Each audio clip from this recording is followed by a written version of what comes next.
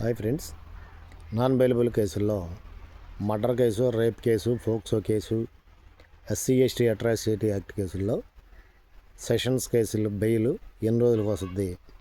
Sessions కేసుల్లో జనరల్గా murder case, rape case, POCSO case, atrocity act, atrocity కేసులో death, ఇటువంటి కేసుల్లో కంపల్సరీగా బెయిల్ అనేది జిల్లా కోర్టులోనో హైకోర్టులోనో వేసుకుంటారు.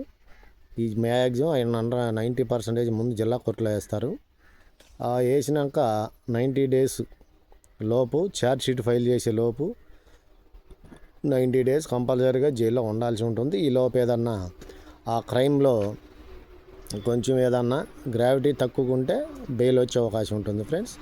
లేదంటే 90 డేస్ లోపు బెయిల్ అనేది మ్యాక్సిమం రాకపోవచ్చు ఈ కేసుల్లో. So friends, please subscribe my channel. మరో వీడియోతో మళ్ళీ కలుస్తాను. Until then bye friends.